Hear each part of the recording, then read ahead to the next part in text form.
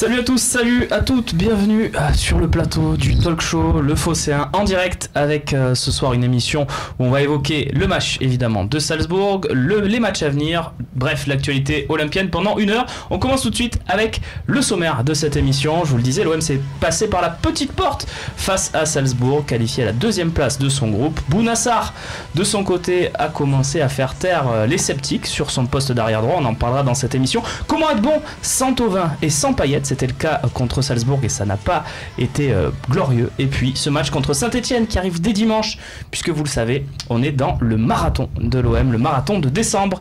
Cette émission avec une tablée de journalistes, Romain Canuti du Phocéen, bonsoir. Bonsoir.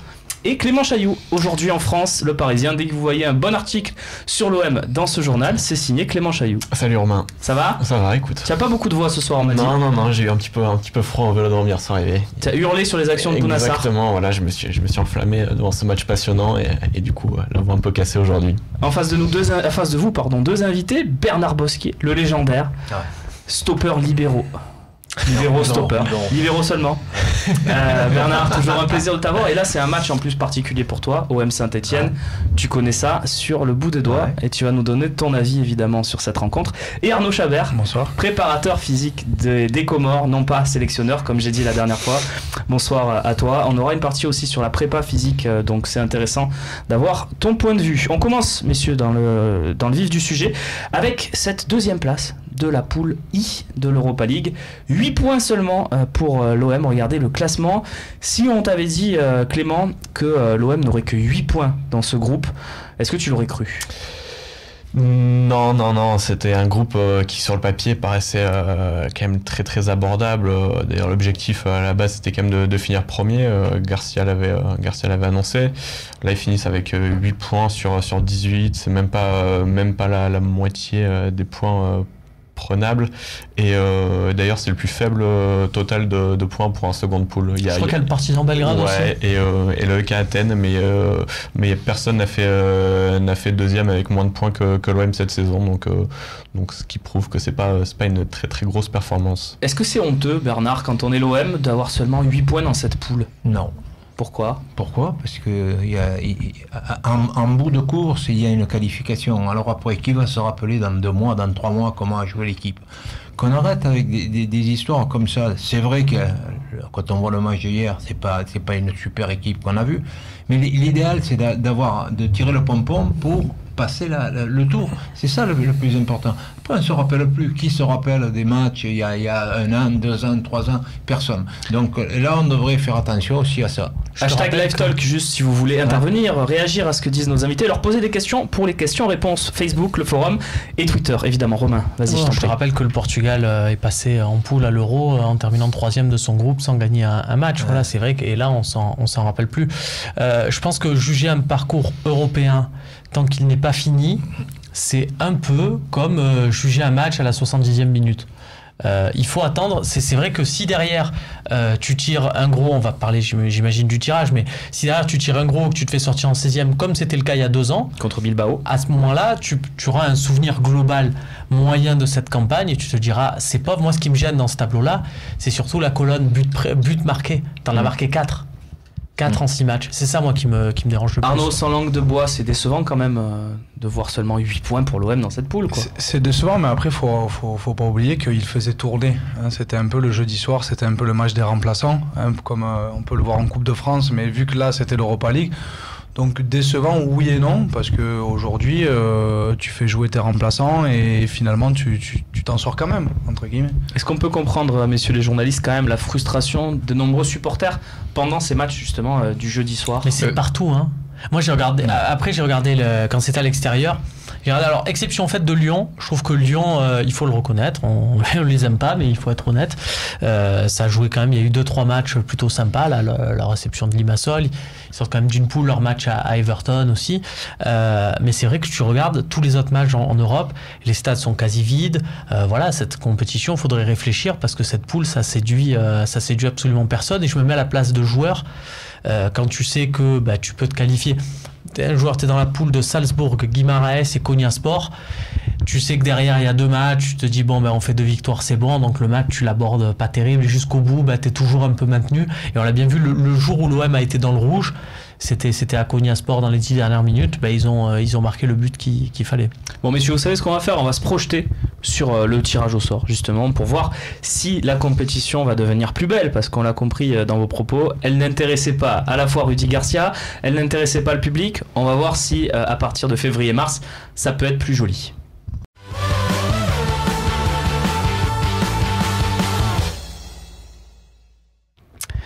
Bernard, tiens, je vais commencer avec toi. Les tirages au sort, comment on les vit quand on est dans un club? On est stressé avant un tirage au sort? Non, je pense pas. Peut-être le président. T'as jamais été stressé toi avant un tirage au sort? Non, parce que souvent on gagnait pas dans beaucoup de matchs avec l'équipe de France, donc je n'étais pas stressé du tout, je savais ce qui nous attendait, donc voilà. Non, pas du tout de stress. Que tiens un stress avant le match, 1 heure ou 2 heures avant le match, je le comprends, que la veille tu dormes mal parce que tu commences à gamberger, comment tu vas jouer, ainsi de suite. Là oui, mais sinon, le reste non. Tiens, j'ai vu qu'il y avait un message sur Twitter qui va peut-être réapparaître. La papinade. Je préfère que l'OM affronte les plus petites équipes possibles. Comme ça, il y a plus de chances de gagner l'Europa League. Et non. On répond quand même à la papinade. Non, mais c'est pas. Non, parce que les plus petites équipes, ça veut dire quoi? Tu vas jouer le Victoria Pilsen et compagnie. Ça veut dire que si tu gagnes, on va te dire, t'as gagné des gains et tu reportes ça au match suivant. Et si tu perds, voilà les on va 15 te dire, adversaires possibles. Tu t'es fait éliminer, c'est la honte et compagnie. J'ai un contre-exemple, Romain, à te proposer. C'est quand même 2004. 16e de finale, tu joues contre Dniepopetrovsk. Oui. Et tu fais quand même un beau parcours et on s'en souvient. Mais pourquoi on se souvient de ce parcours? Parce que tu es passé à Dniepopetrovsk ou parce que derrière tu as fait Liverpool, Inter de Milan et Newcastle? Pourquoi pas en 16e de finale avoir quand même un tirage un peu plus favorable? Mais ça sert à quoi de toute façon si tu dois te faire sortir en 16e ou en 8e, passer un tour pour passer un tour, ça sert à rien. Alors autant offrir aux supporters un vrai match, une vraie opposition, avec quelque chose, avec de l'enjeu, des gens qui regardent ça. Alors si tu te souviens en plus de ces matchs de Dniepopetrovsk, là tu gagnes 1-0 avec un penalty raté de Drogba qui glisse et le ballon rentre quand même. C'était un match ennuyeux au possible. Le retour, ils font 0-0. C'était des conditions abominables. Donc voilà, si on peut éviter de revivre ça, c'est pas plus mal. Arnaud, t'es d'accord toi? Oui, je pense qu'il vaut toujours mieux prendre un gros, ça nous permettra aussi de jauger un petit peu l'équipe et ce Champions Project. Donc moi je pense qu'il vaut mieux prendre une grosse équipe. Et après gros? Oui, gros, moi je pense Milan... pas trop gros, c'est-à-dire tu vois l'Atlético Madrid, Que disent les clubs vis-à-vis de l'OM, qui prennent un gros ou un petit? Je pense qu'on est... je pense qu'on est intermédiaire. Moi je me mets à la place du Sporting, je me mets à la place de Milan, si on prend quelle équipe ils ont? Milan c'est intéressant. Est-ce que vous pensez qu'on peut battre Milan et son projet? Parce que moi j'ai l'impression... Moi c'est mon tirage...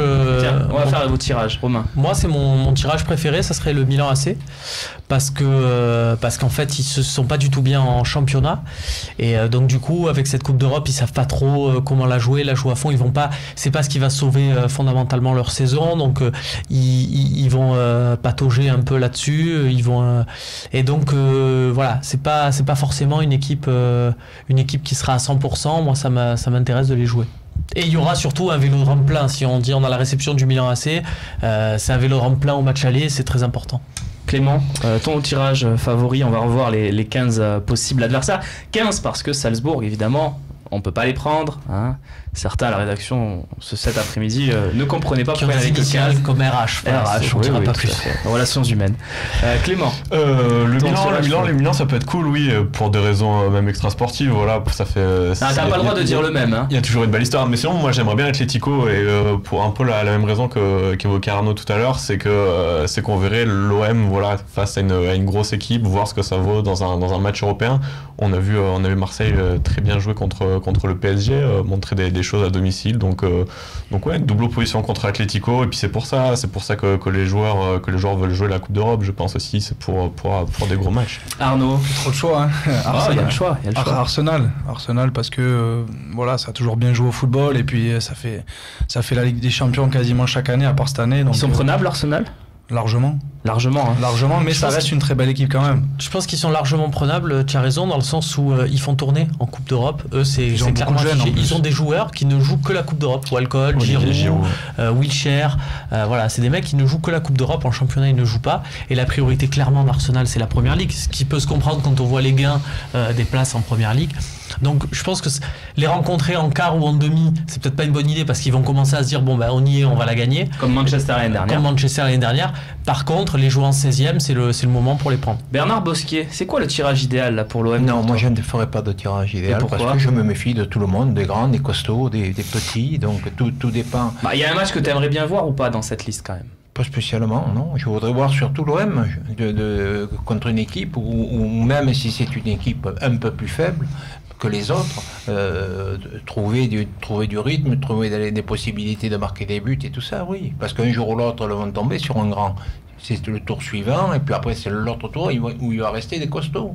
C'est tout. Non, je me méfie. Les joueurs de football, ils veulent tous gagner. Hein. On a été joueurs, le Sporting, Atletico, l'Esprit, tout le monde veut... L'esprit. Les soupes. Romain, dispositif spécial sur le Phocéen pour le tirage au sort? Bien sûr, ce sera lundi 13h, on suivra ça tous les deux comme on a l'habitude. On aime bien ces petits tirages, les boules chaudes, tout ça, ça nous connaît. Pour être complet, Rudy Garcia a expliqué lui qu'il voulait pas, puisque le match retour se disputera à l'extérieur, c'est l'inconvénient principal d'avoir fini second, qu'il voulait pas un long déplacement à l'autre bout du monde pour prendre ces termes au micro de beIN Sport. Donc ça concerne dans son esprit, puisqu'il a précisé en conférence de presse, les deux clubs de Moscou, le Zénith Saint-Pétersbourg et le Dynamo Kiev. Et c'est vrai qu'au-delà de ça, bon, lui c'est pas trop sa préoccupation, mais moi je pense aussi aux supporters de l'OM. Je me dis un déplacement à San Siro, au Madrigal, dans le nouveau stade de l'Atlético, voilà. Des déplacements. Madrigal, c'est Villarreal. C'est Villarreal, voilà. Je me dis que faire des petits déplacements comme ça pour les supporters, c'est aussi quelque chose d'intéressant. Il y a ceux qui étaient allés à Bilbao il y a 2 ans, voilà, c'est quelque chose à Bonne remarque faire. de Zako pour finir cette partie. Entre les matchs de Ligue Europa, l'OM jouera Saint-Étienne, Bordeaux et Paris. En gros, ça serait compliqué quand même pour faire un peu tourner l'effectif. Ce que nous dit Zako sur Twitter. T'es d'accord, Arnaud, pour finir? Oui, parce que là, la poule laissait penser qu'on pouvait faire tourner et mettre des joueurs remplaçants, entre guillemets. Donc, je pense que oui, ça sera un peu plus difficile si on veut passer un tour. Bon, messieurs, l'enseignement d'hier soir, c'est peut-être quand même la prestation de Bouna Sarr. Il faut qu'on en parle dans cette émission parce qu'il commence quand même à être intéressant, le franco-guinéen de l'OM.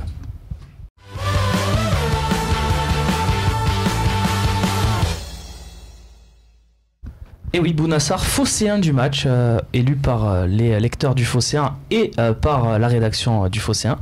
Il faut dire qu'il a été performant de bout en bout. Je vous propose de découvrir sa réaction. Il évoque son cas personnel. Est-ce qu'il va commencer à faire un peu douter Rudy Garcia? Je me bats tous les jours en entraînement pour qu'il puisse m'accorder cette confiance et pour avoir davantage de temps de jeu. Donc moi je fais en sorte d'être performant sur le terrain et voilà, donner du fil à retordre au coach dans ses choix tout simplement. Il faut surtout retenir l'aspect défensif ce soir. Voilà, je pense que forcément sur les matchs précédents, j'ai surtout été capable de montrer que je pouvais apporter un énorme apport à l'équipe. Voilà, défensivement, je pense que ce soir j'ai montré aussi que j'étais capable d'aider le groupe, donc c'est surtout sur ce point que c'est positif. Bernard, il dit que défensivement, c'est son meilleur match, Bouna Sarr. Est-ce que tu es d'accord?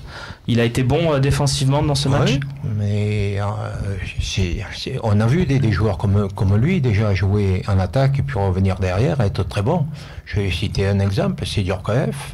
Et puis un autre, c'est Roger Lemaire, qui ont joué attaquant et qui sont passés du jour au lendemain en position d'arrière où ils ont été très bons. Donc c'est un choix de l'entraîneur qui a vu en lui... Lequel de Djorkaeff? Jean papa. Oui, Jean Djorkaeff. On l'a pas vu. J'ai pas joué avec Youri. Oui, non, mais on l'a pas vu, Jean.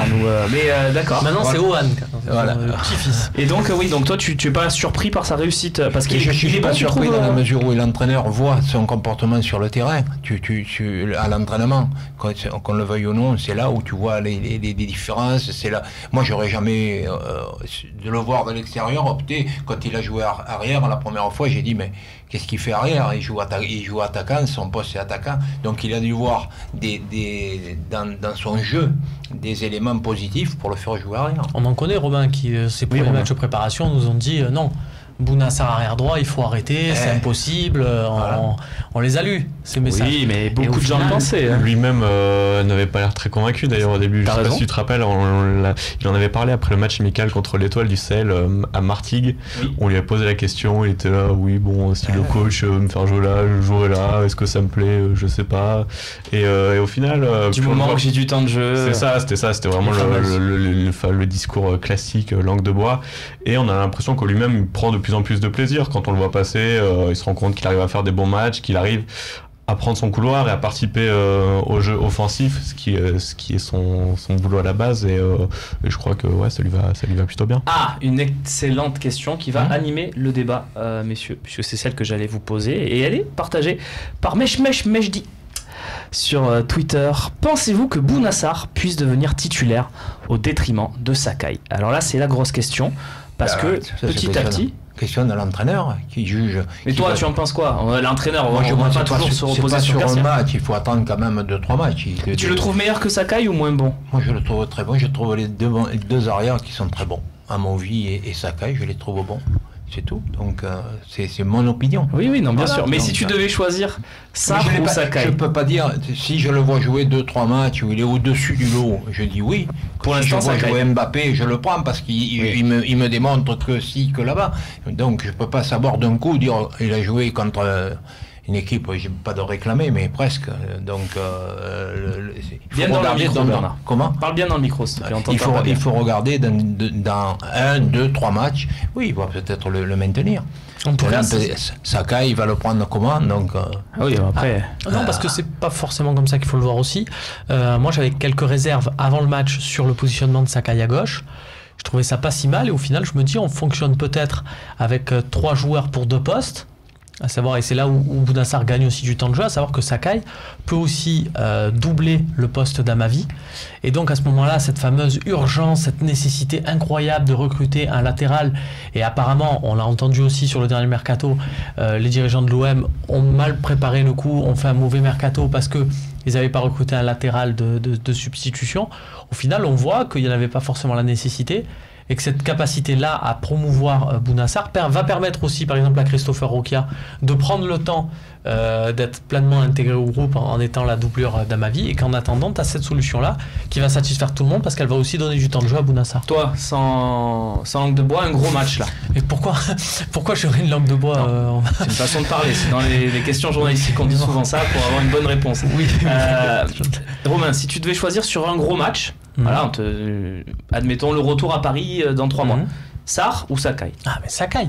Donc Sarr est encore derrière pour ça. Sakai, mais parce qu'il n'y a pas juste la performance intrinsèque, il y a aussi la relation que tu as avec la personne devant. Le but, c'est que Thauvin se sente le mieux possible. Thauvin, il se sent mieux évidemment avec Sakai parce qu'ils ont l'habitude de jouer ensemble, parce qu'il y a des automatismes et parce qu'il y a une certaine discipline à ce niveau-là. Donc il faut des certitudes. Après, je pense qu'on a affaire à 2 profils différents et qui vont qui vont dépendre un petit peu de la philosophie que va vouloir adopter le coach selon le match. C'est-à-dire que tu as un Bounassar qui peut-être est plus efficace offensivement. Quand on voit que Sakai, lui, rate beaucoup de choses dans les zones de vérité offensives. Et à l'inverse, on a peut-être un Sakai plus défensif, entre guillemets, qui défend un peu mieux. Donc du coup, peut-être que le choix se fera si est-ce qu'on va privilégier un petit peu un secteur offensif, parce que Sakai apporte quand même, Bounassar apporte bien offensivement, il est quand même, c'était un ailier, c'est un ancien ailier. Après, le rôle moderne du défenseur latéral se tourne vers l'offensive, où on laisse rentrer un peu les milieux excentrés pour laisser la place aux latéraux, donc ça peut être une option. Clément, tu penses qu'il peut bouleverser la hiérarchie, Bounassar, parce que tu le disais en début de saison, il s'attendait pas du tout à jouer. Est-ce que tu penses que là, il a marqué des gros points? Je pense qu'il l'a déjà bouleversé dans le sens où on a l'impression qu'il est rentré dans la rotation déjà. À partir du moment où il arrive à jouer titulaire 90 minutes à ce poste-là sur certains matchs, c'est déjà qu'il a un petit peu bouleversé la hiérarchie. Mais comme le disait Arnaud, ça dépend, et c'est 2 profils différents, donc ça va vraiment dépendre de l'adversaire.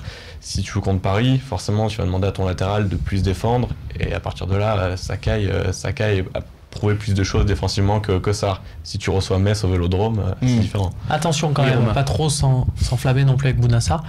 Et je vais vous rappeler tout ça, rappeler à l'ordre avec une séquence de jeu que vous avez forcément vue hier. L'OM obtient un coup franc. Là, on voit Bounassar qui traverse le terrain pour prendre le ballon, pour tirer le coup franc et pour l'envoyer dans le genou du défenseur positionné dans le mur.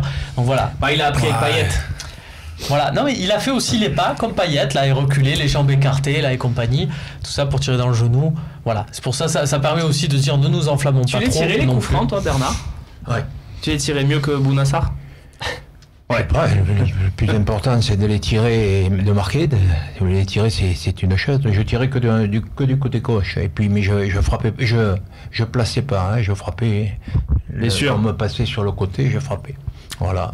Mais j'ai fait fameux décalage. J'étais pas le phénomène du coup franc. Hein. Très bien, très bien. Il fallait voir les semelles aussi à l'époque. C'était pas. Et les ballons.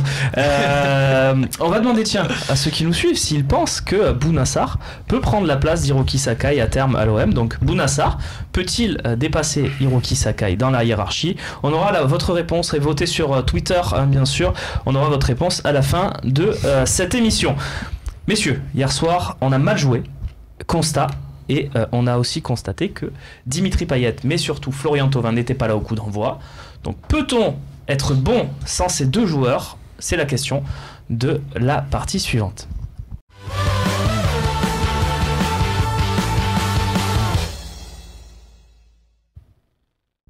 Arnaud, on a souvent constaté cette saison que quand il n'y avait pas Thauvin, c'était difficile. Et là, en plus, on n'avait pas Payet au coup d'envoi, donc on a l'impression que les trois offensifs étaient un peu livrés à eux-mêmes. Comment faire en sorte que l'OM puisse quand même bien jouer sans ces deux joueurs majeurs? Je pense que déjà le constat part de tes premières relances. Aujourd'hui, tes premières relances, quand un Zambo Anguissa a énormément de mal à relancer, Gustavo ne fait pas forcément les premières relances, il est plus là pour récupérer et donner proche de lui. Donc c'est un peu délicat de ne pas avoir de gros premiers relanceurs. Et après derrière, un Ocampos, un Maxime Lopez qui est un peu décalé sur le côté, ne sont pas forcément capables de faire le jeu comme le font les autres. Donc on est un peu dépendant de ces joueurs-là, je pense aujourd'hui dans l'animation offensive. C'est pas bête ce que dit Arnaud, et ça se voit d'ailleurs sur le match de Konya et le match d'hier contre Salzbourg. Le match à Konya? Le match à Konya, oui. Et contre Salzbourg, les deux entrées à chaque fois de Dimitri Payet, on avait l'impression de Dimitri Payet qui apportait immédiatement un plus dans la passe, mais c'est pas s'il est réalisé dans cette zone-là. C'est-à-dire, on avait un Payet finalement extrêmement bas qui servait de rampe de lancement, et on se disait il a un plus parce qu'il arrive à faire des passes que les autres ne faisaient pas depuis le début de la rencontre, et ces passes-là, elles viennent de cette zone. Et elle est pas positionnée pas en numéro 10. On reprochait à un moment donné un Maxime Lopez qui redescendait très bas parce que justement les autres n'étaient pas capables de le faire. Après, c'est bien entendu, ce n'était pas son rôle. On lui demandait de jouer plus défensivement, mais le premier relanceur contre Guingamp, on a fait un meilleur match dans la possession de balle. C'est pas parce qu'il était plus bas, mais parce qu'il y avait un premier vrai relanceur. Bernard, est-ce qu'on peut bien jouer sans Thauvin et Payet? Sans Thauvin, je pense que ce sera difficile. Payet, jusqu'à maintenant, on ne peut pas dire quand même qu'il faut s'esclaffer, dire qu'il a apporté beaucoup, que si, que là-bas. Il faut voir les choses comme elles sont.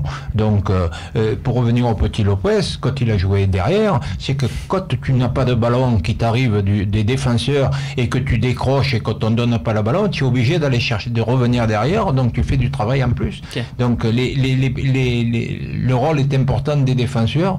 Je dis à l'OM depuis pas mal de temps, il faut qu'ils repartent rapidement. Pour repartir rapidement. Est-ce que tu penses que c'est un défaut technique de nos défenseurs ou c'est un mauvais placement de nos milieux de terrain? Non, c'est au niveau technique. Donc on n'échange pas assez vite les ballons. Complètement. Ouais. Une question de Yak sur Facebook. Il est d'accord avec toi, il a dit. Non, je suis d'accord. Non, mais je suis d'accord parce que si on est trop long à se faire circuler le ballon, on ne peut pas trouver le problème, il est là. Le problème, il est là. Si tu partes pas rapidement et que tu donnes pas le ballon, les joueurs de milieu de terrain, soit après ils sont marqués. Si tu fais des passes latérales, ça t'apporte rien. Hein. Arnaud, question de Yak. On parle du physique de Dimitri Payet. Est-ce que tu es d'accord avec le constat que fait Yak, qui nous parle d'un surpoids de Dimitri Payet depuis près d'un an? Est-ce que tu es d'accord, toi, le prépa physique, ou tu trouves que c'est sévère de dire qu'il est en surpoids? Non, mais je pense que c'est quelqu'un qui a tendance à en prendre facilement du poids, et sa transition un peu avec West Ham a été un peu longue, donc du coup il a eu tendance à prendre du poids. Aujourd'hui, je pense qu'il est en surcharge. J'ai entendu dire qu'il n'avait pas une hygiène de vie aussi extrêmement bonne. Après, il fait ce qu'il veut, mais aujourd'hui, je pense qu'il y a quelques kilos en trop, oui. Très bien. Moi, j'ai toujours un peu de mal avec cet argument de la surcharge pondérale. Moi, parlez-moi des blessures de Dimitri Payet. Et à ce moment-là, comme disait Arnaud, un joueur, pour moi, son hygiène de vie, il fait ce qu'il veut, ça me dérange pas. À partir du moment où il est disponible. Après, forcément, la Payet, il a 2 blessures depuis le début de saison. Forcément, il y a des questions qui se posent. On l'a vu la dernière fois. Il a joué que 15 matchs sur 25. Donc forcément, il y a des questions qui se posent d'un capitaine. Surtout qu'il est capitaine. Puis tu vois un constat quand il a 1 contre 1. Aujourd'hui, c'est un Payet qui tombe beaucoup, c'est un Payet qui tient beaucoup moins le duel, mais parce qu'en fait, avant, il le passait, le joueur. Donc du coup, il a beaucoup moins de vivacité sur les premiers mètres. Il y a ce constat terrible à Montpellier, vous l'avez vu, où il tente des feintes. Voilà, c'est quand je réalise que le ballon est parti, donc du coup, il faut courir pour passer le joueur. En fait, il arrive plus à ce coup de rein un petit peu dont on parle très souvent. Tu as l'impression qu'il l'a plus, quoi. L'accélération. Pour répondre à ta question initiale, je trouve que ce qui a manqué du coup à cet OM là, c'était sur l'élimination individuelle, c'est-à-dire que ce que t'apporte Payet et Thauvin, et que tu avais absolument pas hier, c'est-à-dire que tu avais des joueurs qui étaient incapables d'éliminer. Maxime Lopez, c'est absolument pas son jeu. Est-ce qu'on n'a pas donné trop d'importance à Morgan Sanson, Clément? J'étais surpris là, mais non, pas du tout, non, parce que Morgan Sanson était bien revenu normalement. T'es en train de tomber. Reste avec nous. Bon, mais parle tout petit, c'est rigolo. Avec une petite voix. Et donc, non, Morgan Sanson avait été bon dernièrement. Hier soir, c'est vrai qu'il a eu beaucoup plus de déchets. C'était un peu décevant sa performance, mais ça m'a pas surpris que ça. Déjà, Montpellier, il avait été. Je le trouve très bon, moi. Je vais même plus loin. Pas sur le match de hier où, comme tout le monde, il a un peu capoté, mais je le trouve très bon. Je le trouve très très bon. Il est capable de faire des choses très très bonnes, et surtout dans ce poste-là. Mais je trouve que sur certains matchs, c'était le cas à Montpellier, c'était le cas hier. Il en fait trop, non? Je trouve que techniquement, alors que c'est quelqu'un normalement qui a un registre, qui a une palette, il a normalement le niveau international, et je trouve que alors après c'est peut-être parce qu'on en demande trop, mais sur certains contrôles, sur certains choix, c'est rageant. S'il faut regarder le niveau technique de certains, ça va être difficile. Oui, ça c'est sûr. Et pour revenir à la question de base, en l'absence de Sanson et de Thauvin et Payet, ce que j'aimerais bien voir, moi, c'est une association à 2 attaquants devant. Alors hier soir, le contexte ne s'y prêtait peut-être pas, parce que c'était un match qu'il fallait pas perdre d'abord, mais je pense que c'est le bon moment. Si ça se reproduit, si Thauvin et Payet ne sont pas là, faudrait peut-être penser à aligner 2 attaquants. On n'a jamais vu Valère Germain aligné avec Mitroglou, même NJ depuis le début de la saison, alors qu'on en parlait avant l'émission. Les fois où il a été le meilleur dans ses clubs passés, à Monaco ou même à Nice avec Pléa, c'est quand il était associé avec quelqu'un devant. Donc parce que c'est ça qui nous manque en fait. Tu dis on a joué sans Thauvin et sans Payet, mais on a surtout joué sans attaquant aussi. Bien sûr. Mais bon, on joue sans attaquant depuis le début de saison. Voilà, on joue sans attaquant depuis le début de saison, mais là ça a pas d'avant-centre quand même. On arrive à masquer ça quand tu as des Thauvin et des Payet, mais tu n'arrives pas à le masquer quand tu les as pas, parce que du coup tu n'as aucune solution, si ce n'est si tu arrives à faire une attaque placée où en 25 passes tu arrives face au but. C'est quand même très compliqué, surtout face à une équipe comme le Red Bull qui faisait un gros pressing. Donc on ne peut pas être bon sans Thauvin et Payet, si je vous suis. Non, mais si t'as pas Thauvin et Payet, c'est ce que dit Clément, tu joues à 2 attaquants, tu joues sur eux. Alors ça sera un jeu un peu plus direct, ça sera moins chatoyant, mais c'est pas grave, à un moment donné. Le problème est de savoir qui tu mets devant. Là, qui tu mets devant. Mais en 2. Mais oui, non, mais en 2. Mais il y en a 3. Au moins Valère Germain, et puis après. Et puis qui tu mets avec Mitroglou avec. Mitroglou. C'est pas un avant-centre, Mitroglou, c'est ça? Si, peut-être en Grèce, il marquait des buts, peut-être. Jusqu'à maintenant, il m'a pas démontré que c'était un grand avant-centre. Non, mais est-ce que c'est un avant-centre? Voilà, il n'a pas la vivacité pour être un avant-centre moderne actuellement. D'accord, très bien. Au moins la réponse est claire. T'es d'accord juste pour finir sur les 2 attaquants toi aussi, ou tu penses que ça peut quand même marcher dans le 4-2-3-1? Après on a une équipe de contre-attaquants aujourd'hui, donc oui et non, puisqu'on n'a pas un jeu de possession à proprement parler. Romain parlait d'attaque placée, il va falloir déjà aller placer les attaques, donc ça va être un peu plus compliqué. D'accord. Et aujourd'hui, comme dit Bernard aussi, on a du mal à trouver Mitroglou parce qu'il manque un petit peu de vivacité, on dirait qu'il ne sait pas se placer. C'est un bien grand mot, mais c'est un peu ça, il est jamais sur la ligne du ballon, donc c'est un peu compliqué. On va parler préparation physique, on a Arnaud Chabert avec nous, donc on va en profiter de son expérience, profiter de sa vision aussi sur les choses. On va se demander si le niveau des joueurs, le niveau physique des joueurs de l'OM est au bon niveau, ou est-ce qu'il faut être un petit peu inquiet.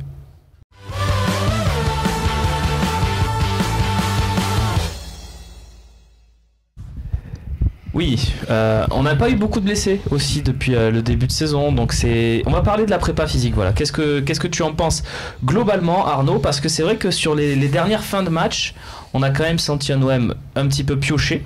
Hein, donc, est-ce qu'il faut être inquiet du niveau physique des joueurs, ou pour toi, tu trouves que c'est plutôt pas mal géré, il n'y a pas beaucoup de blessés? Voilà, quel est ton bilan du début de saison et donc de la prépa estivale, puisqu'elle se juge souvent vers ces périodes-là? Aujourd'hui, le plus dur pour un préparateur physique, on le juge et sur les performances de l'équipe et sur le nombre de blessés. Donc en fait, c'est deux parallèles qui sont difficiles à avoir, dans le sens où tu veux faire la performance, donc tu veux entraîner tes gars, mais en même temps, tu dois prévenir aussi la blessure. Aujourd'hui, sur l'aspect blessure, moi je trouve ça très très cohérent. Puisqu'on a vraiment très peu de blessés, mis à part un peu Dimitri Payet sur et Sertic sur mais c'est des antécédents. Après c'est pas forcément de maintenant. Payet c'était plus du trauma récent sur des blessures musculaires. Et après sur la capacité sur les capacités de performance physique en elles-mêmes, on a un OM quand même qui va chercher les équipes adverses malgré tout. Ils ont un peu étouffé Guingamp. Bon, ça a été un peu plus dur contre Montpellier, mais malgré tout, on arrive à avoir une première mi-temps très cohérente. Et c'est vrai qu'on a un peu une deuxième mi-temps où on baisse un petit peu de régime, donc à voir. Peut-être qu'il y a un peu un épuisement, l'accumulation des matchs, ça y fait quand même aussi. C'est pas un faux argument, ça, l'accumulation des matchs? Non, c'est pas un faux argument, parce qu'un jour, on en avait discuté sur le talk aussi. Aujourd'hui, tu passes plus de temps à faire de la récupération entre les matchs plutôt que de la préparation de matchs. Donc en fait, tu t'entraînes réellement jamais, et au final, tu n'as que l'intensité de match pour te préparer, donc c'est à double tranchant. Bernard, je te voyais sourire sur l'enchaînement des matchs. Ouais, qu'est-ce qu'il y a? Ça me surprend, oui. De quoi? Oui, qu'on parle de l'enchaînement des matchs, et quand j'entends dire, oui, ils ont joué il y a 3 jours, mais quand tu joues au football professionnel, encore une fois, je vais le dire et le redire. Allez, un grand joueur touche le ballon entre 4 et 5 minutes sur 1h30. Le reste du temps, qu'est-ce qu'il fait? Il faut bien que tu cours, il faut bien que tu aies une préparation physique du début de saison. Et après, c'est vrai que mentalement aussi, tu as des baisses de régime à cause de ça, aussi des résultats, la peur de mal faire, la peur de frapper, la peur de prendre un but, ainsi de suite. Mais la préparation physique, elle est au début de saison. Et après, c'est des questions de récupération, je suis désolé. Pas une question d'entraînement tous les 3 jours. Quand tu joues 3 jours après, tu as les soins et tu as un décrassage le lendemain, et tu as des petits jeux pour le vendredi ou le samedi, c'est tout. Moi je le vois comme ça, mais on voyait ça à l'époque où il y avait les ballons avec les lacets et puis les chaussures avec des crampons en cuir. Mais... Tiens, il y a eu une image des années 80 et 70 hier soir aussi, c'est quand le joueur autrichien, je sais plus lequel, était blessé en début de match, il a été soigné avec une éponge. Je sais pas si vous avez vu ça. Éponge magique. Éponge magique. Voilà. C'est vrai que ça existait plus. Tu te faisais soigner aux éponges, non? Non. C'était déjà la bombe? Il y avait la bombe. Tiens, cette fameuse éponge. Il y avait la bombe, et puis il y avait après pour la glace pour te mettre quand tu étais sur le banc de touche, quand tu étais sorti, quoi. C'est très bien. Ça répond aussi peut-être à la question d'MGM 69 qui nous dit les joueurs de Salzbourg couraient comme des lapins tout le match, il va falloir passer au Red Bull. C'est vrai qu'ils ont petite publicité comme ça gratuite. On aime bien. On fait ce qu'on veut. C'est une marque qu'on aime bien, hein, Romain? C'est vrai. Et on a bu au kiwi cet après-midi, toi et moi. Voilà, allez, on va peut-être répondre à la question. J'ai trouvé que moi, Salzbourg, j'ai bien aimé. Alors, c'est vrai qu'on s'est ennuyé hier et forcément on regarde la prestation de l'OM. Mais cette équipe, on a beau dire que c'est pas sexy, moi, elle m'a quand même un peu interpellé. Je vais suivre la suite de leur parcours avec attention, parce que je trouve ils étaient très organisés dans le pressing, et je trouve que c'est ça la clé de leur réussite. Et on a beaucoup parlé d'Oscar Garcia, donc l'ancien entraîneur de Saint-Etienne. Là, au moment où il signe à Saint-Etienne, souvenez-vous, tout le monde disait c'est peut-être le futur grand entraîneur, on en parle beaucoup. Et quand je vois la manière, l'organisation, parce que on voit que c'est quand même, il y a des automatismes qui datent, qui sont bien précis dans cette équipe, je me dis que c'est peut-être pas pour rien. Le fameux pressing, la récupération du ballon, voilà, ils étaient quand même assez intéressants là-dessus. Et je suis allé du coup regarder si c'était l'équipe A ou l'équipe B qui jouait. Il y avait forcément 2-3 exceptions. C'est un peu comme nous. Mais c'était quand même quasiment l'équipe A. Et voilà, moi je vais regarder cette équipe de Red Bull. Alors je dis pas, on va pas dire non, c'est pas grave d'avoir fini deuxième derrière eux avec 8 points dans cette poule. Surtout. On a déjà fait le débat, mais quand même cette équipe de Salzbourg, c'est vrai que c'était pas sexy, mais on va voir par la suite si c'était pas quand même un faux gros. Ce serait bien qu'une équipe française tombe contre eux pour qu'on puisse voir un peu s'il y a que nous qui avons des difficultés contre eux. Messieurs, à moins que tu veuilles ajouter quelque chose sur la prépa, Clément. On passe à la suite. On va faire une grosse partie avant ce match contre l'AS Saint-Etienne. 38 ans 38 ans. Je rate que Bernard parce qu'il n'y a que lui qui a certainement vu. C'est pas mon âge. Non, il n'y a que toi qui as vu la dernière victoire de Saint-Etienne au Vélodrome, me semble-t-il. Ou alors je vous vois plus jeune, messieurs, que vous ne l'êtes. 38 ans que l'OM n'a pas perdu au Vélodrome contre Saint-Etienne, série en cours. C'est un peu comme nous à Bordeaux. Voilà, c'est la malédiction des Verts à Marseille. Le match, c'est dimanche et c'est tout de suite la partie avant-match.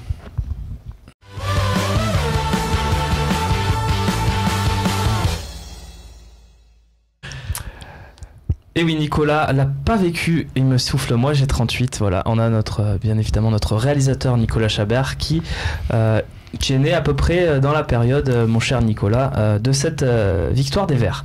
Bernard, OM Saint-Etienne, c'est un match un peu particulier pour toi, toujours, puisque tu as arboré les deux maillots. Avec, on t'a mis les deux maillots. C'est ce que j'ai dit tout à l'heure. Avec beaucoup de... mais on sait que c'est deux clubs qui t'ont toujours tenu à cœur également, évidemment. Comment tu vois actuellement la mauvaise période de Saint-Etienne? C'est une équipe catastrophique, non? Honnêtement. Actuellement, oui. Si Marseille a des soucis à se faire, je pense que Saint-Etienne a des soucis à se faire. Parce que je ne les vois pas aussi marquer beaucoup de buts. Et puis, à partir du moment où ça commence à dégringoler, ça, tu peux rien faire. Hein. Donc, il faut qu'ils fassent attention parce qu'ils prendraient 2 buts ou 3 buts ici. Pour la suite du championnat, ça ne serait pas sorti. Hein, on va regarder la compo des Verts et on va se rendre compte, Clément, qu'ils ont aussi leur Valère Germain. C'est Johnny qui lui aussi est à 0 but. Voilà. Qui doute le plus entre Johnny et Germain? C'est une bonne question, mais c'est deux joueurs qui étaient au-delà de 10 buts la saison dernière en Ligue 1 et qui sont complètement transparents ou mauvais ou dans le doute, je ne sais pas, cette saison. La compo des Verts, Clément, ça fait quand même pas peur, hein, on va pas se mentir, là, c'est quand même très faible. Et puis il leur manque quelques joueurs, en plus Loïc Perrin derrière, si je dis pas de bêtises, Kabela et Amouma. Alors déjà qu'offensivement, en ce moment, c'est pas terrible du tout. Saint-Etienne, ça met très peu de buts, là sans Kabela ni Amouma. Après voilà, on va pas faire le match avant qu'il soit joué, mais une attaque Bamba, Johnny, Monet, Paquier à l'heure actuelle, c'est quelque chose qui paraît être dans les cordes de la défense marseillaise. Arnaud, c'est pas plus impressionnant quand on voit la compo qu'une équipe de Caen ou qu'une équipe de Guingamp, là, ce qu'on voit là sur le papier, non? Ouais, on est sur une équipe moyenne de Ligue 1 aujourd'hui et qui sera certainement à la fin dans ce milieu de tableau. Ça fait pas très peur. Moi, ça me fait, enfin, pas dire plaisir ou quoi que ce soit, mais vous l'avez tous vu, ce dossier dans l'équipe là, sur le recrutement de Saint-Etienne avec leur nouveau spécial conseiller, l'ami du président, une connaissance à nous, l'ancien président de l'Olympique de Marseille. Mais des noms sur tes propos. On parle cash dans le talk. On va le nommer, c'est la Brune. Voilà, on avait compris. Donc ça me fait doucement rigoler de les voir dans cette situation. Je me réjouis pas de leur valeur, mais... C'est un peu pour ça que Garcia serait parti, parce qu'il n'a pas assisté au recrutement de certains joueurs. Oui, voilà. J'imagine que les méthodes, mais on le voit là avec les propos là, de Romeyer contre Ranieri. Ça a l'air d'être un club totalement en roue libre. C'est toujours la guerre Cayazo-Romeyer, tiens. Pas ouvertement, mais donc... C'est fou ça aussi, deux présidents quand même. Roland Romeyer est toujours au stade, donc Cayazo est à Paris, à Cannes et tout ça, donc il n'est pas souvent là, il vient que pour les matchs. C'est qui le vrai président? Romeyer. Romeyer, d'accord. Autant en avoir qu'un, quoi. Je sais pas. Maintenant ils en ont 3, donc je vais te poser une question. Oui. Je voudrais savoir, c'est ce que je disais à un journaliste ce matin de Saint-Etienne, que fait Dominique Rocheteau exactement? Voilà, c'est ce que je voudrais savoir. Oui. Il est directeur sportif, il est ci, il est là. Pas une fois, depuis 10 ans, 15 ans qu'il est directeur sportif, j'ai vu qu'il est allé voir un joueur, qu'on l'avait vu à l'étranger, j'ai jamais vu. Et là, on m'apprend qu'il y a 3 personnes qui vont venir pour faire les achats de joueurs. Ouais. Donc un Suisse. Donc clairement, c'est la merde, voilà, à Saint-Etienne. Je dis pas c'est je pose une question. Après, on s'en fout. Je pose une question.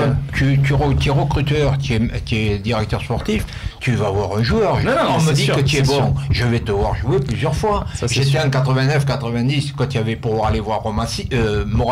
Je suis resté et je suis allé 5 fois le voir. Et j'ai envoyé Saramania 3 fois. Si c'est pour acheter sur les CD, C'est facile, hein, les CD sont vite faits. Après le problème, nous, Bernard, c'est qu'on peut pas trop donner de leçons sur les directeurs sportifs à l'Olympique de Marseille, parce qu'on en a vu beaucoup de choses. On a vu beaucoup de choses. Non, mais je pose une question, c'est tout. Parce qu'on attaque Romillet et tout ça, ou Cayazo. Tu sais quoi, si Dominique Rocheteau nous regarde, qui l'appelle? Non, mais je veux dire, il a notre numéro, qui l'appelle. Messieurs, du coup, on a vu la compo des Verts avec le portier Ruffier, voilà, les gardiens qui peuvent toujours faire des gros matchs au Vélodrome. On connaît le contexte. Oui, c'est le seul, excellent. Mais c'est la seule inconnue, c'est-à-dire que c'est un joueur, je pense, qui est capable sur une action de faire une différence là où on s'y attend pas, voilà. Oui. Mais sinon, c'est vrai qu'il paye. Après, on a beau jeu là de se moquer un peu du recrutement de cet été, de leur situation, mais c'est une situation qui est latente depuis quand même quelques temps.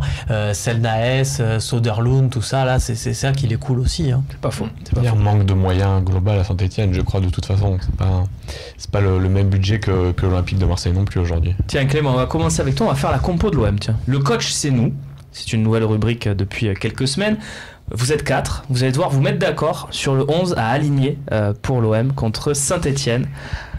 On précise qu'on va commencer ce match en 4-2-3-1, évidemment, puisque Rudy Garcia ne déroge pas à son système tactique ces derniers temps.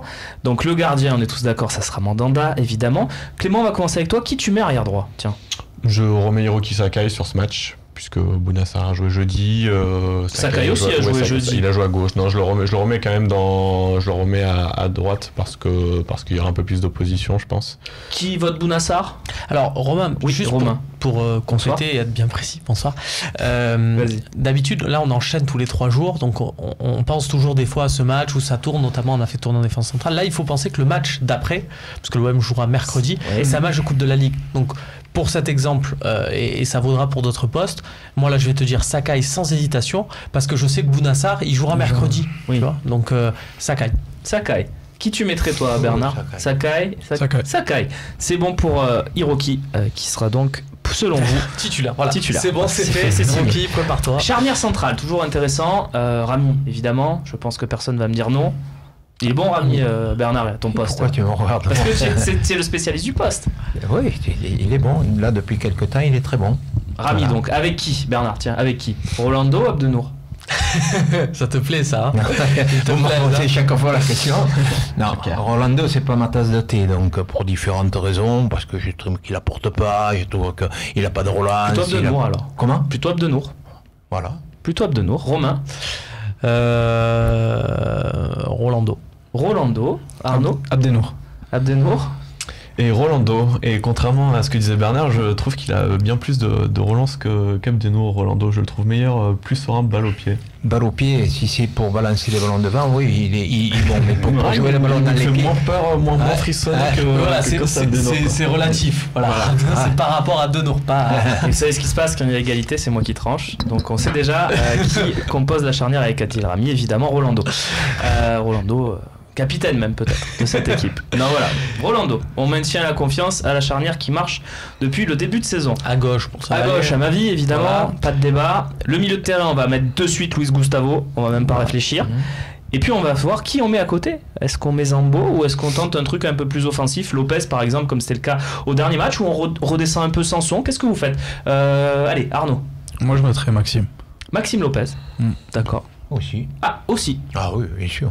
On maintient l'équipe qui a fonctionné au Vélodrome sur le dernier match de Ligue 1. Il a du talent à condition qu'on ne lui demande pas de venir chercher les ballons derrière. Pas de Zambo non plus pour Clément Chailloux. Je suis partagé, moi j'hésite entre Zambo et Sanson. Zambo est un peu moins bien depuis quelques semaines déjà. Depuis Bordeaux déjà. Ouais, depuis son entame de match catastrophique. Il faut décider quand même. Zambo, Romain. Je pense qu'ils m'ont quand même séduit sur le côté Maxime Lopez. Il a joué contre Guingamp. Tout à fait, à ce poste. Et pour moi, Saint-Etienne, c'est comme Guingamp. C'est-à-dire que je pense qu'il faut attaquer pied au plancher et arriver à les asphyxier comme on a réussi à le faire contre Guingamp. La première mi-temps était exceptionnelle. La première mi-temps, voilà. Il faut arriver à faire cette même première mi-temps. Donc je mettrai Maxime Lopez dans cette optique. Voilà. Lopez s'impose avec 3 voix devant Zambo. En glissade pour le coup. Il a énormément de talent. Zambo, on est d'accord. Non, Lopez, il a énormément de talent. Reste à savoir, c'est sûr que c'est pas un vrai défensif, mais qu'on arrête vrai défensif. Si tu es bon techniquement et tu as la chance d'avoir un joueur qui est bon techniquement, qui est capable de faire des relances dans les pieds, ainsi de suite. Le football, c'est ça, hein, c'est pas courir comme un dératé. Et voilà. Et puis tu as Luis Gustavo à côté, ça aide aussi à être bon. Après, tu sais, quand il était bien placé, il est contre Guingamp, souvent il était bien placé simplement pour récupérer les déchets un petit peu que provoquer Luis Gustavo. Et c'est un des seuls qui est capable de la remettre à une touche, deux touches. Anguissa, c'est un peu plus compliqué, quoi. Et lui, et Gustavo défend très très bien. J'aime cette formule. Il a d'autres qualités. Alors, le trio de devant, on part du principe que Thauvin a été laissé au repos et qui va certainement jouer, même si on n'a pas d'infos précises sur sa blessure au mollet, c'est peut-être une petite gêne. Espérons que ça soit pas plus. Donc Thauvin, on le met ou est-ce qu'on le laisse encore au cas où il y a un tout petit doute, on le laisse au frigo et on se dit il reviendra pour Lyon. S'il a un doute, effectivement, il faut le laisser au repos s'il y a un doute. Je veux dire, tu peux pas faire jouer un gars avec au niveau du mollet où c'est quand même très, très important, où il y a des étirements qui se font. Soit il était apte, soit il n'est pas apte. S'il est apte, il joue. Bien sûr. Tous d'accord ? Oui. Alors, c'est là qu'on a souvent sur les 3 derniers postes de vrais débats parce qu'il y a beaucoup de monde qui reste à placer sur la feuille de match. Pas tant que ça en fait sur Urban. Pas tant que ça. Ouais, donc qui en 10 Qui en 10 parce Morgan Sanson. Ah, Morgan Sanson. Morgan Sanson aussi. Très bien. Morgan Sanson. Morgan Sanson. Tant pis, moi j'aurais mis Payet, mais chacun s'en fout. Oui, je sais. Maintenant, on va passer sur le côté gauche, du coup. Encore beaucoup de prétendants. Dimitri Payet. Arnaud. Payet. Oui, Payet. Payet. Si on retrouve le vrai Payet, mais je pense qu'ils n'auront pas trop de mal avec cette équipe. Dans le micro, s'il te plaît, Bernard. Dans le micro, ils n'auront pas trop de mal avec cette équipe de Saint-Etienne. Même le faux Payet, tu peux le mettre. Sûr, c'est le faux Payet ou le vrai Ocampos, il faut être honnête. Payet qui va t'apporter par une passe, même s'il joue les mains dans les poches, il aura perdu plus intéressant. 500 ou 1 kilo, donc... Clément. Payet aussi. Si on veut le revoir à son meilleur niveau, il faut le faire jouer de toute façon. Donc, bon. On va avoir peut-être un débat sur l'avant-centre. Gardez, ne dites pas tout de suite, on commence avec Clément. Qui tu mets des 3 parce qu'il y a d'un 3 maintenant. Clinton NG, Mitroglou ou Germain. Ou Ocampos. Ou Ocampos, bien sûr. effectivement. Tu peux pas faire pire. Hein. J'hésite. Je remettrais Mitroglou quand même. Ça fait 2 matchs de suite qu'il ne joue pas. Tu crois encore? Bah, bien sûr, j'y crois encore. Ils l'ont acheté cet été. Il a pas eu de prépa, pas beaucoup de matchs dans les jambes, voilà. Et là, Germain a joué à Montpellier, NJ a joué contre Salzbourg. Chacun son tour. Voilà, ils ont pas filmé plus surtout. C'est vrai, l'un ni l'autre. Donc. Arnaud. Germain. Un Germain, un Mitroglou. Bernard Bosquet. Germain. Et Romain. Alors, j'ai des infos. Là, c'est une petite excuse que je vous livre. Voilà, j'ai eu des très bons contacts, on m'a renseigné. Mitroglou va marquer dimanche, c'est bon, c'est sûr, c'est bon là. Ça y est. Donc c'est Mitroglou alors. Donc pour moi, je mets Costas. Et donc je tranche et je vais me fier à tes infos et ça sera Costas. Les infos exclusives, attention, on m'a dit. C'est sûr, c'est bon, il marque. Bon, le problème c'est qu'on me l'a déjà dit depuis 10 matchs. C'est Noël, non? Comment faire C'est Noël bientôt. Oui. Non. Pour ça. Il peut profiter peut-être d'un cadeau. C'est ce que je suis en train de dire. On peut profiter d'un cadeau de l'excellent Léo Lacroix. C'est comme plus Père Fouettard que Père Noël. Tu peux peut-être profiter de l'excellent Léo Lacroix qui peut lui faire un petit cadeau quand même. Rêvons à une titularisation de Florentin Pogba qui est quand même pas le dernier pour les cadeaux. Voilà. Donc sympa. On a la compo, en tout cas la vôtre, messieurs. Le coach c'est vous, le coach c'est nous. Envoyez-nous la vôtre également sur Twitter, Facebook. On diffusera peut-être quelques-unes dans les parties questions-réponses. Rapidement, Romain. Si tu peux préciser dans un souci d'honnêteté que sur les 2 dernières fois j'ai donné les bonnes compos. Je ne m'en souviens pas. Voilà. Alors le classement maintenant. Moi non plus. Je regarde les émissions et je me souviens pas qui a donné le classement. C'est magnifique. Qui va arriver, on va voir que l'OM est à égalité de points avec Lyon et Monaco. Donc la lutte va se poursuivre jusqu'au bout, peut-être, espérons-le en tout cas pour l'Olympique de Marseille, que cette 2e voire 3e place soit toujours un objectif. Et voilà la fin de classement où on aperçoit Saint-Etienne à seulement 4 points de Toulouse, qui est barragiste. Donc Saint-Etienne qui ne va pas très bien. Messieurs, je vous propose le calendrier. Le calendrier, évidemment, on ne peut pas l'oublier. Le calendrier avec les adversaires directs, Lyon et Monaco. Donc l'OM qui reçoit Saint-Etienne, Monaco qui reçoit Troyes et Lyon qui va dans un match un peu périlleux du côté d'Amiens. Amiens qui fonctionne plutôt bien en ce moment. Et puis après, il y aura évidemment ce OL-OM. Les questions-réponses, c'est tout de suite.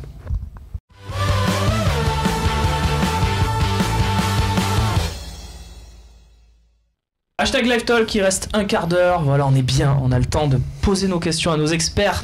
Arnaud Chabert, on le rappelle, préparateur physique des Comores. Et bien sûr, Bernard Bosquier, on le rappelle, légende vivante, tout simplement. Julien, hashtag LiveTalk. Et nos journalistes, Romain Canuti et évidemment Clément Chailloux, du Parisien aujourd'hui en France. Julien, en conf Garcia, donc je me tourne vers vous, messieurs les journalistes. En conf, Garcia avait dit qu'il dirait après la qualif de en Europa League s'il a l'effectif pour tout jouer. Et vous, qu'en pensez-vous? Il a l'effectif pour tout jouer, Rudy Garcia, Clément? Non, je pense pas, non. Non. On en débattait déjà tout à l'heure du turnover et tout, alors que l'OM n'a toujours pas débuté ni la Coupe de la Ligue ni la Coupe de France cette saison. Donc non, enfin, être sur 4 tableaux, ça paraît compliqué aujourd'hui, à part le PSG en France, je vois pas vraiment qui peut se permettre de le faire. Mais ça n'empêche pas de passer des tours en faisant jouer un peu tout le monde. Pour répondre à la question, je sais pas vraiment, non. Je pense que l'OM n'a pas l'effectif pour jouer sur 4 tableaux. Après, pour jouer sur 2 ou 3, c'est différent. Qui pense que l'OM a l'effectif pour jouer sur les 4 tableaux? En termes de nombre, oui, techniquement. T'as le nombre de joueurs que tu as. Tu pourras toujours mettre 11 joueurs sur le terrain, c'est certain. Oui, non, mais bien sûr. Non, mais ce que je veux dire, c'est que quand sur la gestion, alors on a tous joué à Football Manager, voilà. Mais sans dire ça, sur la gestion de l'effectif, sur la gestion, le nombre de joueurs capables de jouer à chaque poste. Bernard n'a pas joué à Football Manager. Sur le nombre de jeunes incorporés, moi c'est quelque chose qui me tient à cœur depuis des années, et là on le met en place, c'est-à-dire qu'il y a un Roca, il y a un Sarri qui ont signé leur contrat pro, il y a un Camara, il y a un Maxime Lopez. Moi ça m'intéresse et ça me parle. C'est là aussi ce que je regarde en termes d'effectifs, de proportion sur les joueurs. Je trouve qu'on est intéressant. D'accord. Maintenant, et que c'est le bon entre guillemets dosage. L'OM a-t-il l'effectif pour tout jouer? Maintenant, voilà la question moi que je vois, et aussi pour le mercato, c'est qu'il y a peut-être des joueurs à remplacer qualitativement. C'est-à-dire que on y gagnerait par exemple à faire partir un Clinton N'Jie pour le remplacer par un joueur offensif, par un joker offensif de bien meilleure qualité. Voilà, c'est sur un joueur qui pèse 10 buts sur une saison en Ligue 1. Voilà. Et pour moi, Clinton N'Jie devrait être remplacé par un de ces joueurs-là.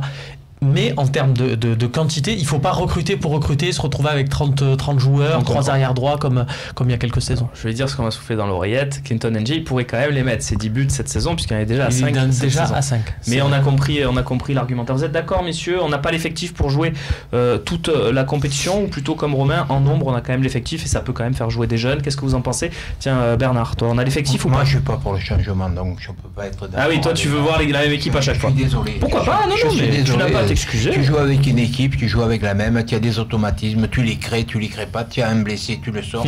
Et je regarde toutes les équipes à l'étranger, ils n'y changent pas toutes les semaines les joueurs. Il faut pas exagérer. Tu as une équipe, qui tient la route, tu as un gars pour disons, commander ses joueurs.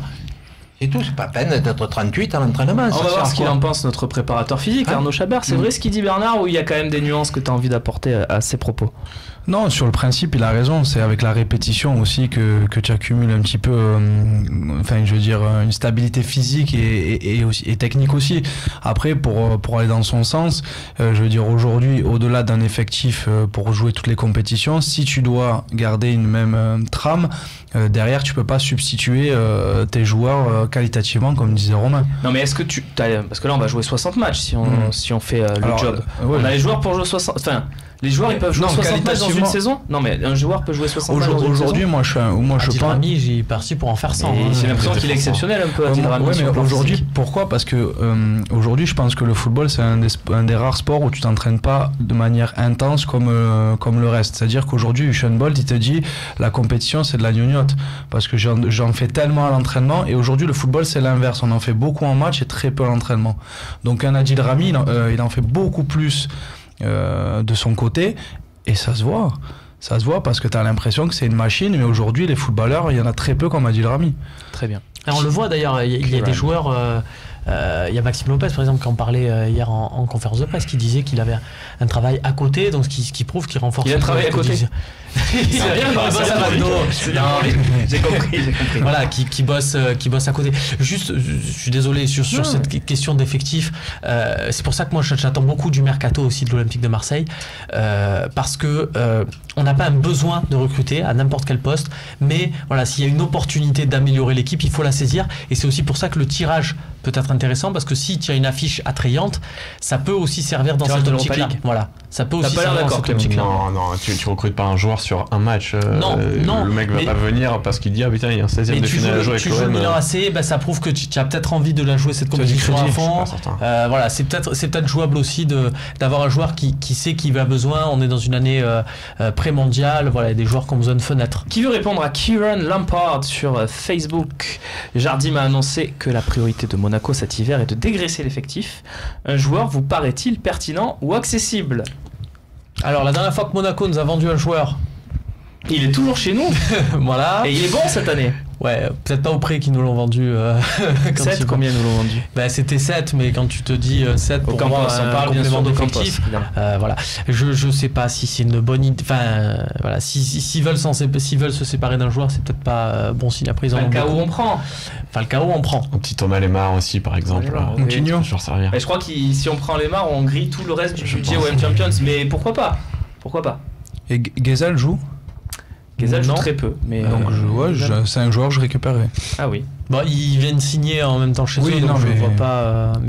Tu récupéreras plus certainement un joueur qui joue pas. Donc, et un joueur à Monaco que tu vois bien à l'OM, Bernard, pour répondre à Kieran Lampard? Je suis pas sûr. Si le président aurait les moyens de sortir le joueur qui sera à l'OM, qui sera de Monaco. Qui? Tu penserais à qui? Non, mais je veux dire au niveau finance. Il y en a un qui te plaît à Monaco que tu te dis tiens lui. Non, l'arrière droit. Almami Touré. J'étais pas du tout. C'est pas loin, c'est pas loin. Aubin Lacroix, faut-il croire Arsène Wenger sur le cas Giroud? Romain, tu peux nous faire un petit éclaircissement sur ce qu'a dit Arsène, il a dit sur qu'il la va pas s'en situation de séparer Giroud? parce qu'il veut jouer toutes les compétitions. Après, c'est un problème récurrent à Arsenal. C'est-à-dire qu'il y a beaucoup de joueurs. Le mercato d'hiver fait toujours du mal à Arsenal parce qu'il y a des joueurs qui font le forcing pour partir. Et donc, du coup, ça met le club après dans l'embarras qui se retrouve toujours avec des problèmes. C'était le cas de Lassana Diarra, par exemple. On rappelle aussi que Giroud a peut-être intérêt à partir s'il veut garder sa place en équipe de France aussi, parce que Deschamps l'a rappelé récemment. S'il joue pas, peut-être. Guy Stéphane a mis un petit coup de pression le jour à Téléfoot. Exactement. Peut-être, mais après, je pense que le problème, c'est que il y a d'autres clubs qui peuvent se positionner, qui peuvent être malheureusement plus attractifs que l'Olympique de Marseille sur le cas Giroud, donc faut pas non plus trop rêver. On peut proposer un échange avec Costas. Non. On passe à la question suivante. Tu imagines un peu les talks des supporters d'Arsenal là où ils se disent alors qui on met en attaque, Alexis Sanchez ou Kostas Mitroglou? Tu dis qui toi? Ouais, bon. Non, mais je pense que pour recruter aussi, il faut se préparer avant pour recruter, mais serait-ce que pour le mercato ou le truc d'été, il faut tourner. Ça t'a pas plu de voir Mitroglou arriver le 31 août? C'est pas que ça m'a pas plu, je sais pas comment il a été recruté, le problème il est là. Je sais pas si moi j'avais vu jouer ce joueur une fois ou deux, il peut avoir choix par défaut, non? Un ou deux buts en Grèce, ou 3 buts, ou 15 buts. Reste à savoir si tu peux se calquer dans le football marseillais et le football français, c'est tout. C'est toute la moi question. je le trouve triste, je veux dire, tu rentres. Vous avez vu cette image où il était sur le banc hier avec des bottes, des bottes Quechua, je crois. Non, c'était dur quand même, je sais pas. Non, ça tient chaud. Ouais, ça tient chaud. On le sent pas très épanoui tout de suite. Il parle pas la langue. En plus, c'est quelqu'un d'extrêmement timide visiblement. Et on le sent pas hyper épanoui. Il sent pas heureux quoi. Non. Bon, après ça peut peut-être venir avec. Ça on peut se comprendre. Et c'est plutôt bon signe parce que moi franchement, si je le vois heureux et bot ou pas bot, là j'aurais les nerfs personnellement. Mais on ne peut pas dire qu'il est heureux parce que les 2 fois qu'il est rentré, il tirait une tête. Je veux dire, la première fois il y avait 3 minutes de jeu, je ne sais pas s'il allait à un enterrement ou quoi que ce soit. Donc quand tu rentres, tu es remplaçant, tu essaies de te bouger, de faire voir que tu veux rentrer pour apporter quelque chose. Dernière question de cette émission. Elle est signée Nono OM sur Twitter. Cette semaine, on a appris que le club serait à la recherche d'un club satellite. Bonne idée? Point d'interrogation. Si oui, qui? Alors un club satellite, on précise ce que c'est évidemment. C'est par exemple Lille qui a un club satellite en Belgique, me semble-t-il, où ils avaient fait signer par exemple c'était Depréville et qu'ils ont finalement récupéré. Enfin voilà, c'est un club partenaire. Où l'OM avait Standard de Liège d'ailleurs un petit peu qui ressemblait à un club satellite, c'est pas exactement ça. À l'Avignon à une époque aussi. À l'Avignon aussi. Non mais on comprend le concept. Ça va en parler quand même à la le meilleur de truc ce partenariat, parce que ça va. ils vont donner des définitions. Le meilleur club satellite, la définition, c'est peut-être le Red Bull qui le fait, avec 4 clubs qui leur appartiennent, des clubs de différentes tailles, Leipzig, Salzbourg, New York aussi. Moi je pense que c'est une bonne idée ou pas ? Le club satellite, vraiment comme on l'entend, c'est peut-être comme l'AC Ajaccio par exemple, c'est le club satellite de Monaco pendant des années où ils prêtaient des jeunes pour qu'ils puissent s'aguerrir. Ça aurait pu être Consola. Chelsea qui fait ça avec Vitesse Arnhem, qui fait ça un peu de partout. Voilà, il y a c'est plus dans cette Gérone, club en Espagne, qui est le club satellite de Manchester City. Aussi. Il y a Udinese aussi. Udinese Udinese, voilà, c'est un peu comme Red Bull, c'est-à-dire c'est des clubs qui sont vraiment, c'est un propriétaire des 3 clubs et qui les fait tourner. L'OM c'est pas ça, l'OM c'est plus un club à avoir développé de partenariat. Pourquoi pas, mais vraiment c'est en marge. Le problème de ça, c'est que ça va se passer, on va se dire ah super, on va en attendre monts et merveilles, alors que c'est quelque chose qui se construit vraiment sur le moyen voire le long terme. Donc Arnaud, tu étais à Consola quand même ces dernières saisons, ça s'était posé la question d'un partenariat beaucoup plus solide avec Marseille, ça pouvait tenter ce club? Ah mais c'était super arrangeant pour Marseille Consola surtout, mais dans l'autre sens c'était un peu, enfin si ce n'est le prêt de joueurs les jeunes joueurs au niveau national, mais il n'y a pas tellement d'intérêt, sachant que le niveau CFA est déjà correct. Après c'est plus un club. Par exemple vous étiez monté en Ligue 2, parce que ça c'était très proche. Oui bien sûr, on a raté deux fois la montée, mais après je veux dire en Ligue 2 je pense que ça aurait été vraiment bénéfique pour les 2 clubs à ce moment-là. Très bien. Messieurs, c'est la fin de cette émission. Juste avant, pensez-vous que Bounassar puisse à terme prendre la place de titulaire de Sakai? Oui, 22% quand même. Non, 78%. Et 22% des gens qui nous regardent qui pensent que Bounassar... Ben oui, chacun... 22%, c'est à peu près une personne sur 5 ici. C'est à peu près ça d'ailleurs. C'est toi. Voilà, on y est. Non, pas forcément, je sais pas. Il y a peut-être des... Comment ? Non, moi je pense qu'il peut prendre. Voilà, c'est Arnaud. Merci messieurs. Bernard, les stages, c'est pas tout de suite. Donc on en reparlera, tu viendras nous en parler. Des stages Bosquier. Merci Arnaud, bonne continuation. Prochain match des Comores, tiens. Ça devait être le Cameroun en mars, mais finalement ils ont repoussé parce qu'ils laissent de la place pour les équipes qualifiées pour la Coupe du Monde. D'accord. Parce que ça devait être un match d'éliminatoire de Cannes. Ah oui. Donc du coup, ça sera un match amical du coup, très certainement. Très bien. Romain, Clément, à très vite. Clément, qu'est-ce qu'on peut lire demain dans le Parisien aujourd'hui en France? Demain il n'y aura pas de truc spécial. Il y aura encore du Journal Hallyday. Il y en aura dimanche sur le joueur dont vous disiez qu'il était en surpoids tout à l'heure. Très bien. Petit teasing. Merci à toi d'être venu. Romain, on se retrouve dès lundi pour le tirage au sort à 13h en direct et pour le talk bien évidemment avant même derrière. Oui, évidemment, on prendra l'antenne, je sais pas, 12h50, 12h45 pour regarder le tirage Ligue des Champions. Ah oui, quand même. Excellente soirée à toutes et à tous. Merci à Nicolas et à Rémi à la réalisation de cette émission. Excellente soirée à toutes et à tous.